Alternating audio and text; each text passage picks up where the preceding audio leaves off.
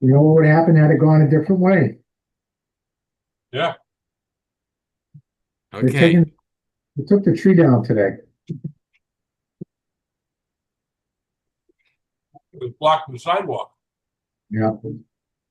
They took All it right. down already? Okay. Yeah. I didn't get over there. Okay, We're, welcome we're everybody to learning Zera Shimshon. We're on page 46. making the 47. dedication. I don't remember how it goes. This class is in memory of Malka Ruth Vogel, Margaret Vogel, Malka Ruth Bas Moshe of blessed memory. Coming to you from the center of the universe here in Longmeadow, Massachusetts. That's it. There you go. Okay. So Okay. it's just three of us, or is Abigail joining, or no? I don't know. I sent her the message. I sent her an email, like all of us. I did Okay. not call her. And Jim is just not going to do this class? Is that it, or? Yeah, Jim is, yeah, tell me he can't attend, is Okay. what he told me. All right. So are we in the middle of 47? How Yep, do you know we're on 47? we are 47. Okay. Since Alan is reading, should I start? No, I just finished. Okay. Oh, Then you, eating. So what it says is, again to review, it says that Boaz gave, the Navi says that Boaz gave Rus a measly amount. What's the other word? With a P. Pittance. He gave her a pittance. He gave her a measly amount. de And minimis. what? De minimis. It's a family show, Rudy. De minimis? Yes. Okay. And if he would have known that that it would be written, so he would have given her a lot more.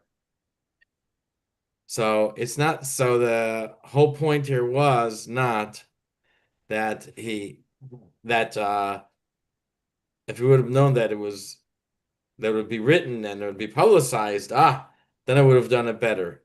It's that it's that in his mind he didn't want to give more. He was afraid to give more for a certain reason.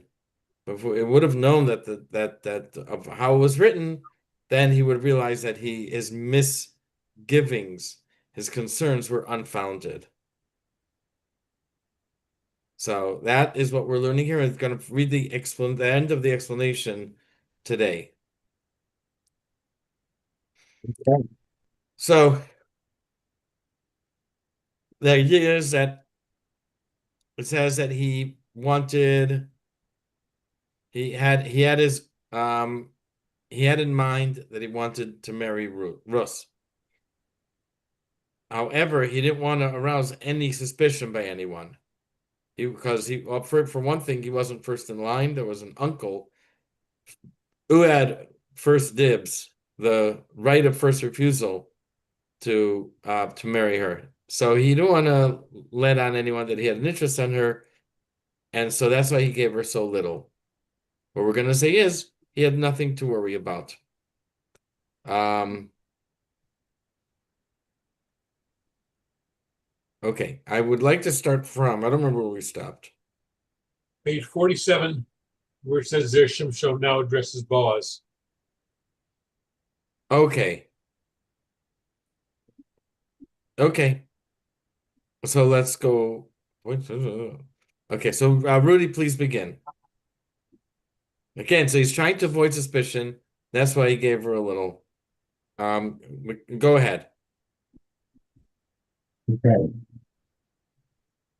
So Zera Shimshon now addresses why Boaz gave Rus an inferior meal and handed it to herself, when seemingly he could have done the opposite. He could have provided Rus with a significant meal and avoided the suspicion by not directly placing it in her hand.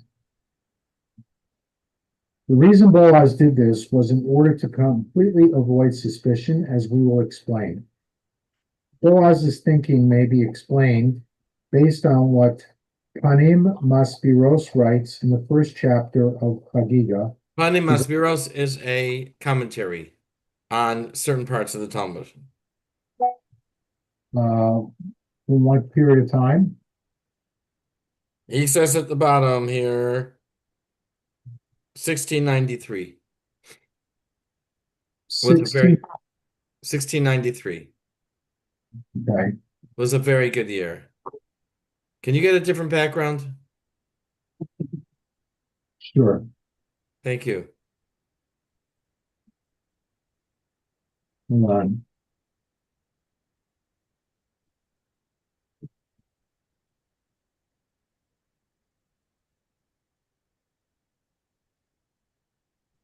That work? Yes, that's fine. Thank you.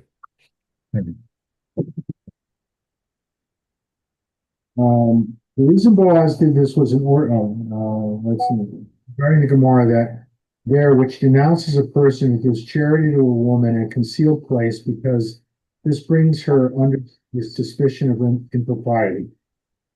Panim Maspiros remarks that aside from the fact that the act of giving charity in a concealed place can cause onlookers to suspect the charity giver of having set his eyes upon the impoverished woman with desire, there is yet another suspicion about which to be concerned. Namely, that the woman herself will think that this person is setting his eyes upon her and is expressing interest in her. This is a serious concern of suspicion, for this can lead the two of them to be drawn into sinful behavior. So she thinks that he has interest in her and leading her on, and then she's going to respond when really she's the one initiating, and it will encourage her to show interest in him, and he didn't really have it in mind, but now that she's drawn to him or whatever, so then he might respond. Okay, This is the quote, this is a serious concern of suspicion. This can lead the two of them to be drawn into sinful behavior. The quote of Panim Maspiros ends here. We see from Panim Maspiros that if a woman is led to believe that a man is attracted to her, it can lead to sin. You may suggest that this was the reason Boaz wanted to personally give Ruth her grain rather than have someone else give it to her. But Boaz thought that there was no concern for suspicion with regard to himself, but only with regard to others who would interact with her. So if he would give it to her, there would be no suspicion that she wouldn't have this idea. But if someone else would give it to her, maybe she would get that idea. Okay. Ruth would not feel that Boaz was acting improperly with her, for on the contrary, it was her desire to find favor in his eyes so that he would marry her. The fact that their interaction may lead to a feeling of closeness between them was not a concern, as indeed they would shortly be married. So she would. So she would be on her best behavior because she's interested in marriage. So she's not going to give him any reason to think negatively about her. So this was not so. However, if another person would give Ruth her meal, as Ruth could suspect the giver of setting his eyes upon her with desire, and this could lead to sin. Boaz therefore opted to personally hand Ruth the parched grain instead of allowing someone else to do so. And as for the concern for the onlookers who might suspect Boaz of impropriety, why it is permitted to give charity to a woman in public, for as long as it is not given in a concealed area, there is no basis for suspicion, as the Gemara indicates there in the first chapter of Chagiga. So even though it is possible that despite giving Ruth the grain in a public area, some onlookers might unjustifiably suspect Boaz of wrongdoing. That would not be reason for Boaz to refrain from performing a mitzvah. For Reb Yossi said, "May my portion in the world to come be among those who are suspected of wrongdoing, when they are free of any guilt. Although one must avoid bringing suspicion upon himself, one who is performing a mitzvah need not be concerned about possibly being the subject of baseless suspicion. Nevertheless, in order to entirely avoid any grounds for concern, Boaz handed Rus only a small portion, thus demonstrating that he was not trying to court her. For people would understand that if he had indeed set his eyes upon her, he would have given her a large gift rather than a puny meal. Even though Boaz could have perhaps provided Rus with a respectable meal and avoided suspicion by merely extending the food toward her without placing it directly in her hand. Boaz chose not to do so, for he thought that out of respect for him, Rus might not be so quick to take the gift. And in the meantime, during Rus's moment of hesitation, another person might bring the food close to her and deposit it into her hand. And as a result, this other person will be subject to suspicion of impropriety. That what? As a result, this other person would be subject to suspicion of impropriety. So it's like there's a balance here. He knows that he doesn't want to show interest to her, but he also doesn't want to miss out on the mitzvah. So some things he does to avoid suspicion and some things he does for the mitzvah. So for example, he didn't give it to someone, he didn't give the food to someone else to give to her, he gave it to her personally. But he also gave her a little. So he's doing a balance. Some things are to avoid suspicion, and other things are, I guess, not necessary to avoid. Okay. So the whole thing that we're saying here is, we've been saying, is if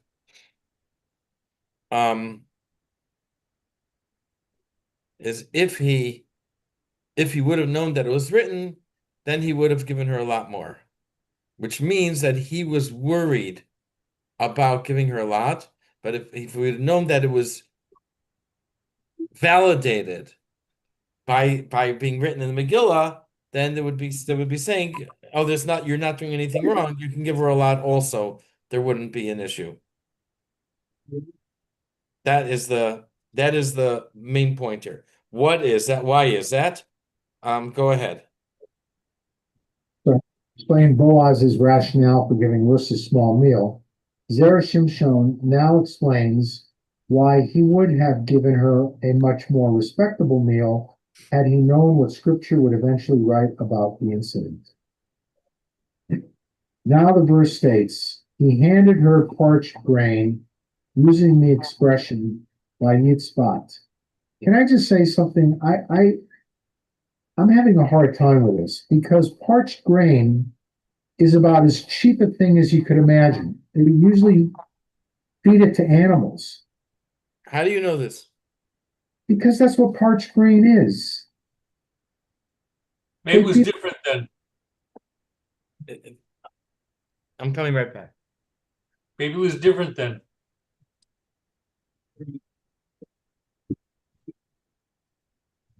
I'm just saying, maybe it could have been that it was just not as cooked. I don't know, or overcooked. I don't know.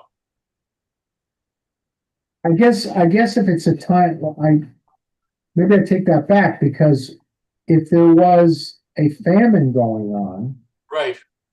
if there was a famine going on, then parched grain would be like sirloin steak. Right. Do we know that, Chaim? Was there a famine going on at that time? Not anymore. The famine was over. Okay. But as far as I Rus, think that the parched grain, is something of a delicacy. But as far as Rus was concerned, for her, it was a famine because she didn't have anything.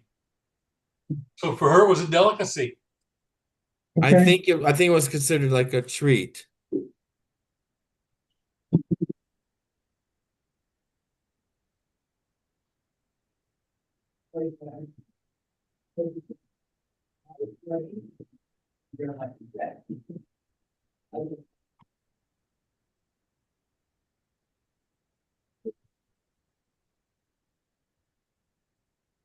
You shall not eat bread and parched grain and plump kernels until this very day. Yudalid. What is that? Parched grain Parched grain, is grain made of soft, plump kernels that they dry in an oven. so I'm looking here in Rabbi Google, and it says that parched grain during biblical times is the equivalent of popcorn today. What did I say? A treat. But I mean, it just doesn't make sense to me, Chaim. You have Boaz giving Rus the equivalent of popcorn, and somebody is going According to to Rabbi Google, yes, according to Rabbi Google, modern relatives is similar to modern foods like popcorn, corn nuts, bulgur, and frike.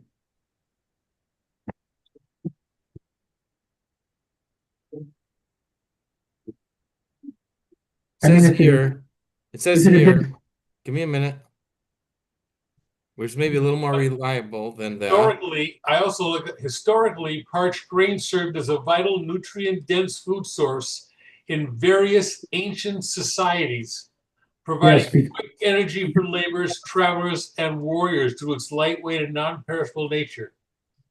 right, because it was portable, it was non-perishable, it was easily transportable.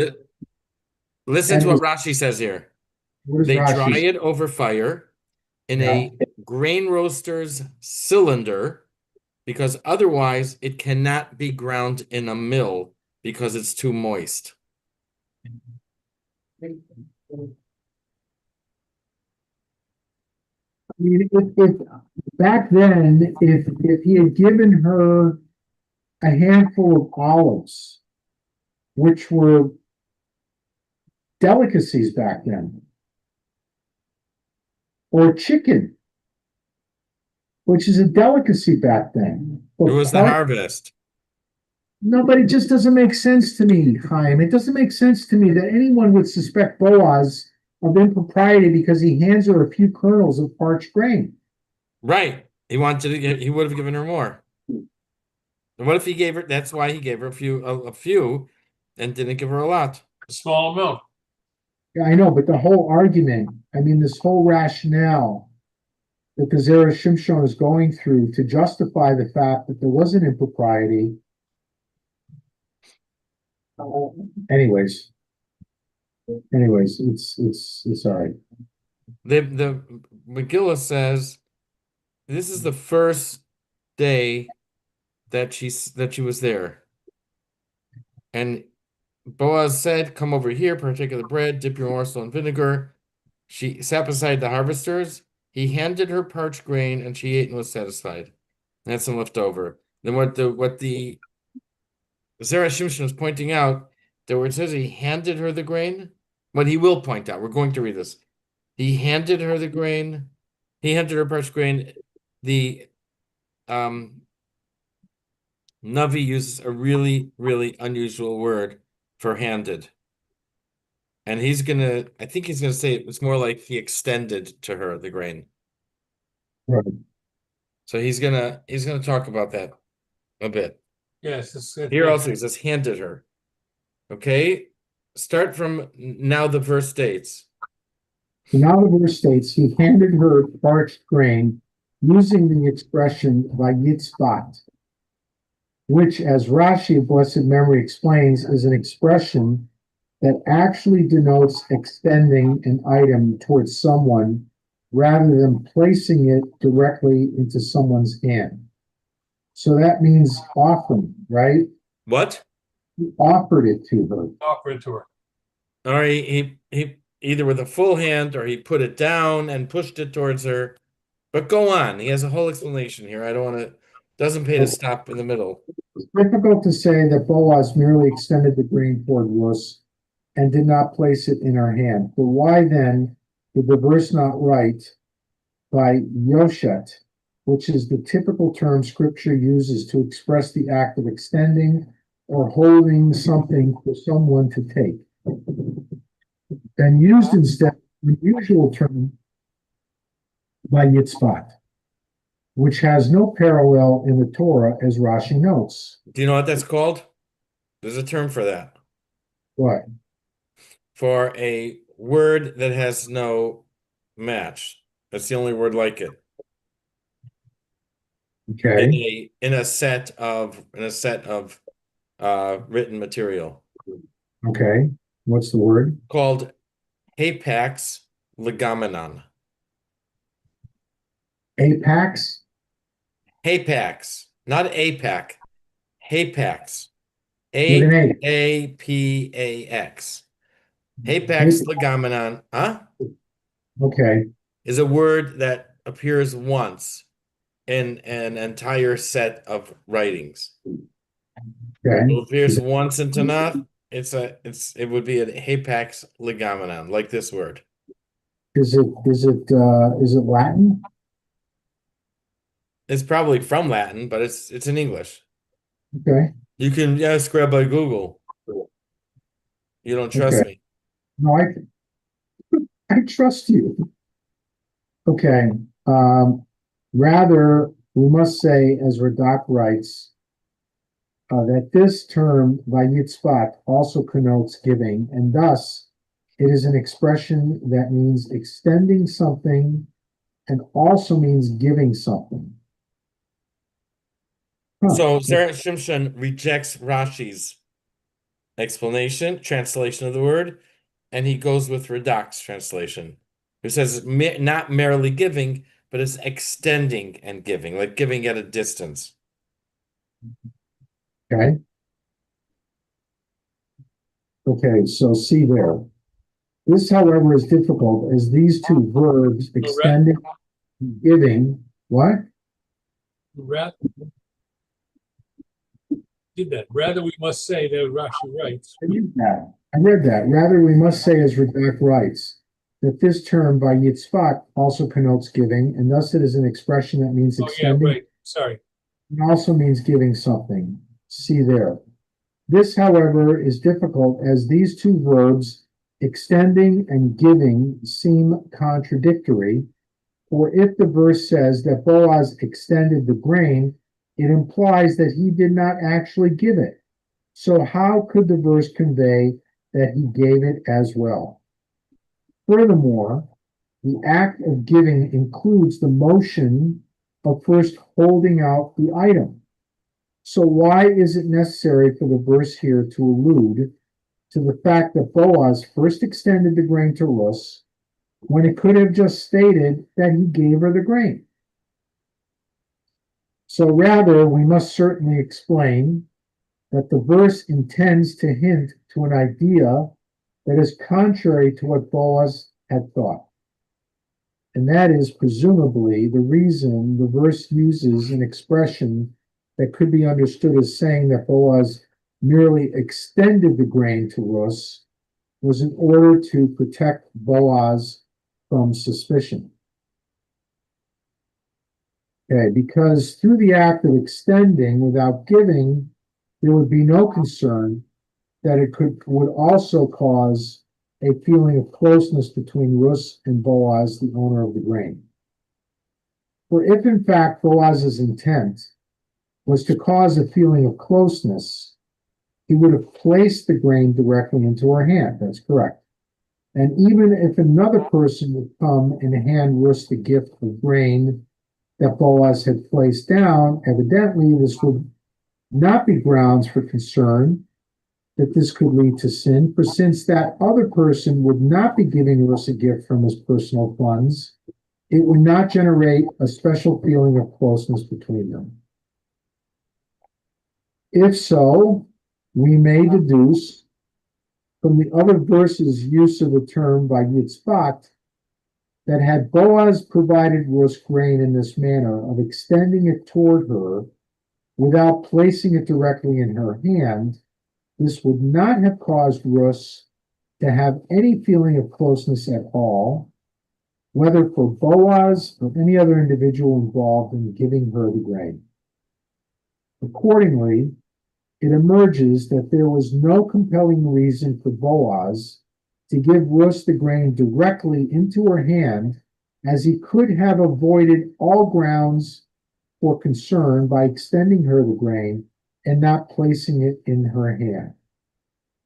So this explains why the Medrash says that had Boaz known this, in other words, that scripture would describe his act as vayitzbat, a term that implies extending toward rather than giving, he would have fed Rus fattened calves. Okay, I'll buy that. That is, he would have fed her a respectable meal by way of merely extending it toward her without placing it in her hand. Okay, that logic makes sense. So, go ahead. Okay, continue. Finish the paragraph. For Boaz would know that this would not engender any suspicion. The Medrash is saying that had Boaz known that he could extend the food to Rus without placing it in her hand, and that he need not be concerned about the impropriety of another individual coming and giving Rus the food, then he would have fed Rus fattened calves without directly placing them into her hands. What did you just read? What? I said, what did you just read? The end of the Yeah, I know that. first paragraph. So what it says is if he was careful how he gave it to her. He gave it to her in a way that would not engender closeness. So he handed it to her like that. If he would have known that the Navi, or the Navi is careful to write and describe how he avoided any sign of closeness, he would have given her a lot more. But The then, fat calves. but then wouldn't someone go ahead? But he wouldn't have given it to her directly. He would have put it down for her to take. If he would know that it describes that how he's giving it in a way of to emphasize distance, then he would have given her a lot more, but he wouldn't have handed it to her directly. He would have put it down for her to take, because then he would have confidence. He would have confidence that the Megillah would write it in such a way that would avoid suspicion. But then somebody could bring up the fact that he gave her fatted calves. That would be almost like a large amount, which would show that he's trying to show affection for her by giving her such a large amount of food. Whether he placed it in her hands directly or placed it down for her to get, then they say the amount that he gave her was so extraordinary. Fatted calves, for example, was so. I hear your question. Which is not just gleaning the field, because calves don't come out of the field. I hear the question. First of all, I don't know if it means an actual calf or meat. Steak. They can take it off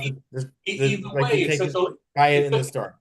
I hear the question. What it says here is that he wanted to avoid suspicion of showing closeness.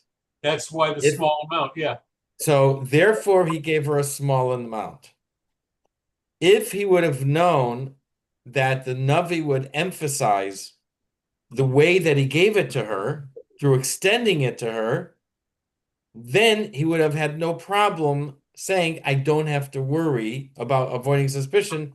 The Navi described it accurately, and therefore he could have given her a lot more, and then he wouldn't even had to give it in her hand.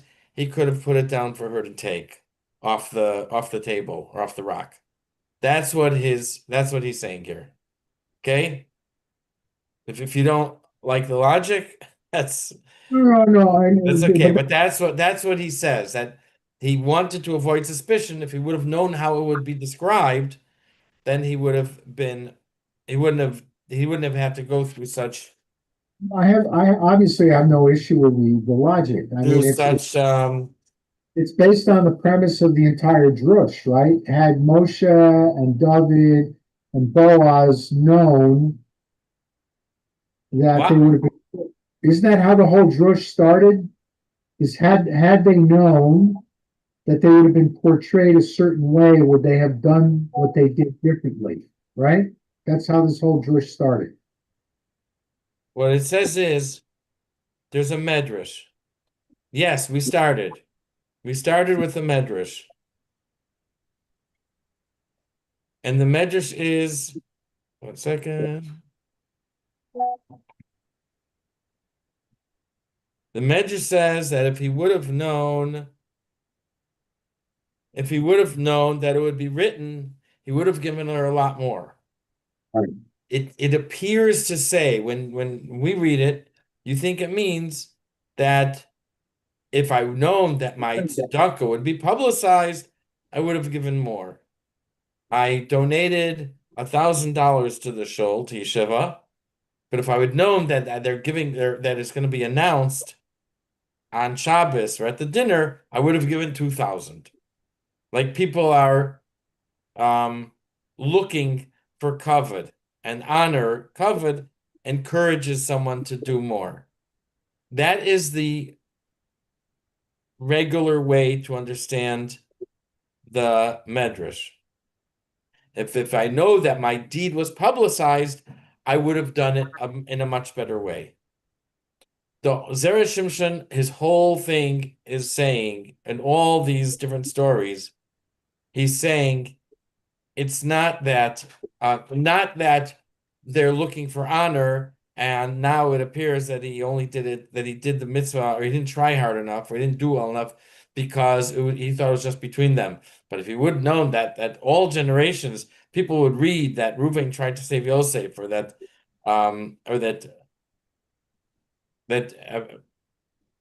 Boaz gave Rus some food, that they would have done a much better job at it.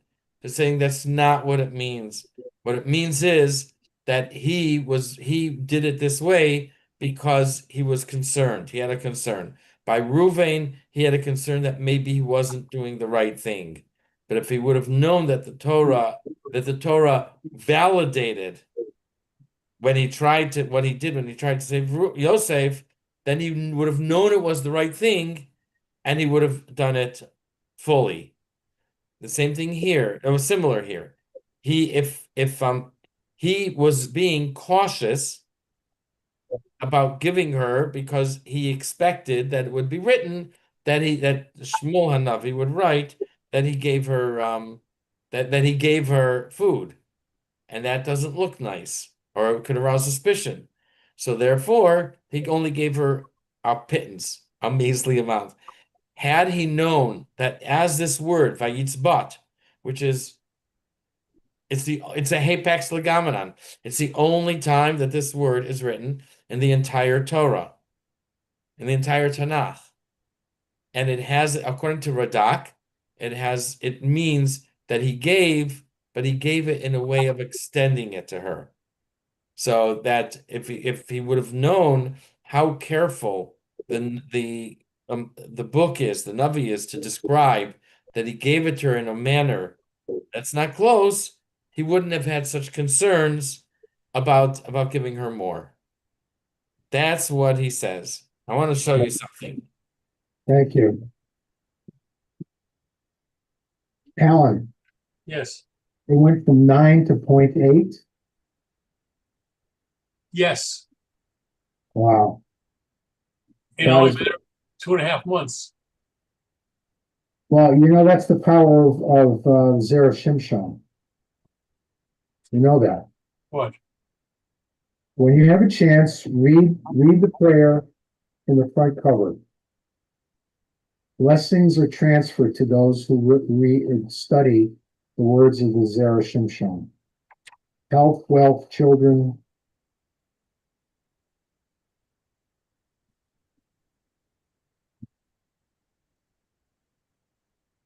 Okay. This book, whose spine came off, or whatever you call that, is called a concordance. And Okay. it's a concordance, it's a catalog of all the words in the entire Tanakh. I got Okay. this set for my bar mitzvah. I never would have bought on my own, never heard of it, but I got it for a set for my bar mitzvah. I don't know from whom. Well, it And looks like you used it a lot of times. I've used it a lot. And Huh? then a few years ago, and someone donated to Yeshiva, and Squires donated in memory of my father, uh, a, a, a concordance for Yeshiva's library.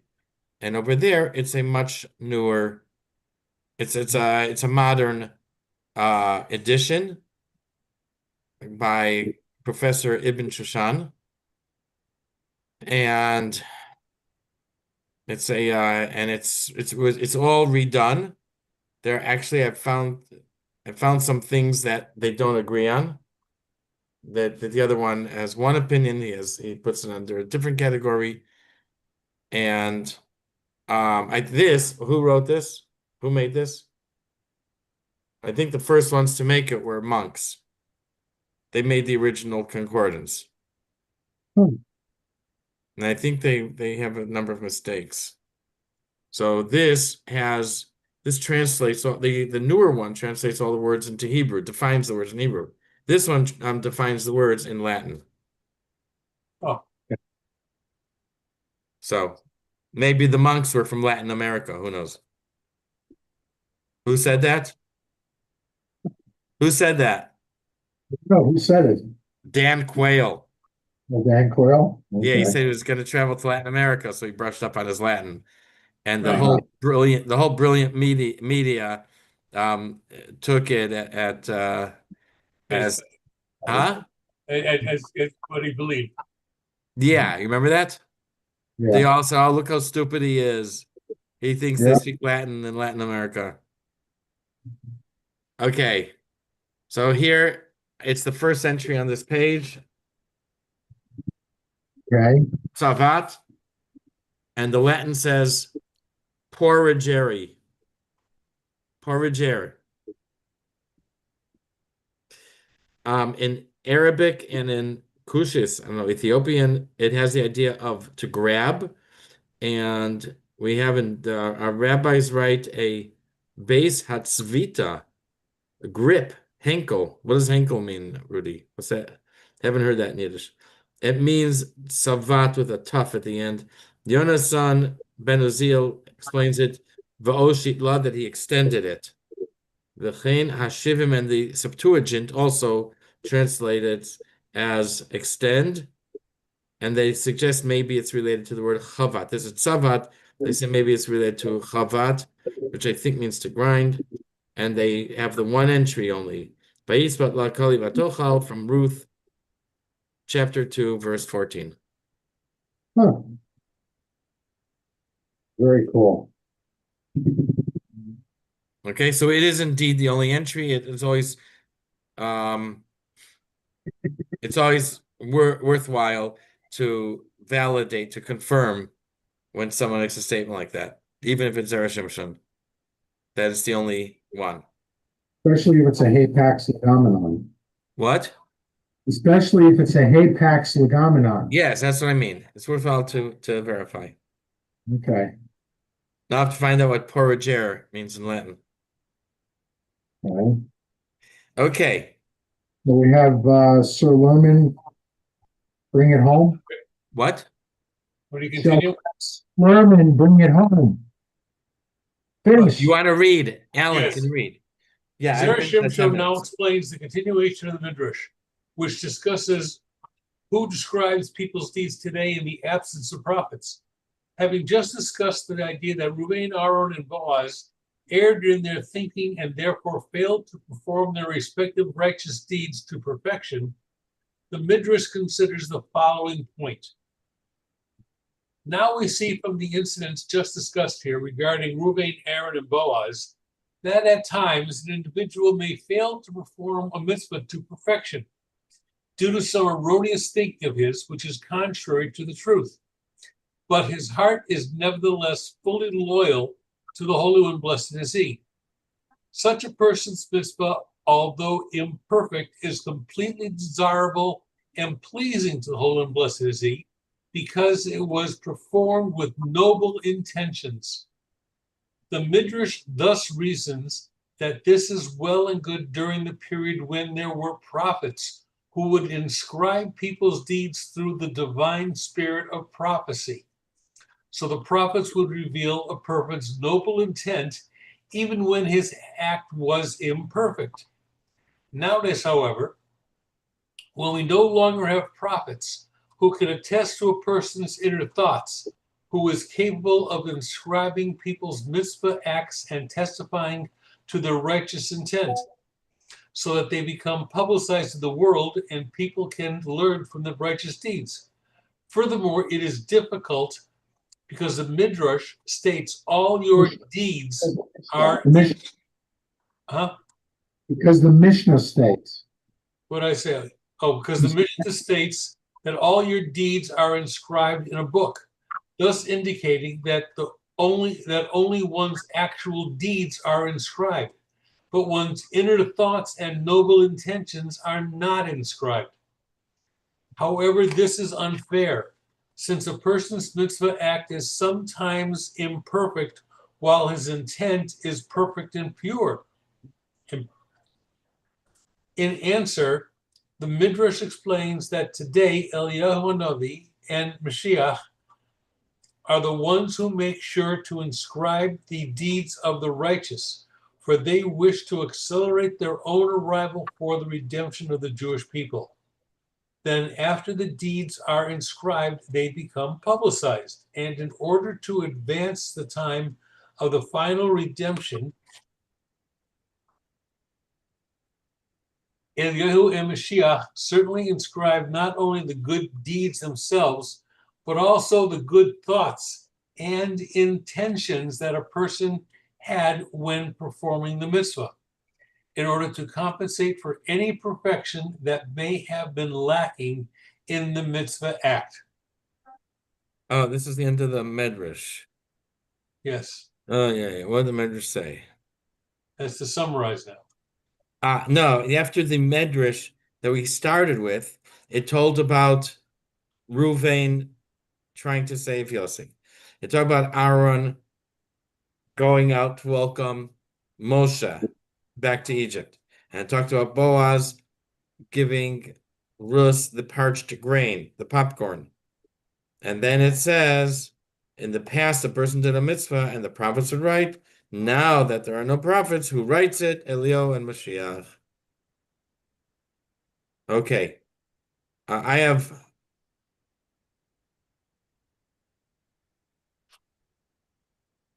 And then Hashem will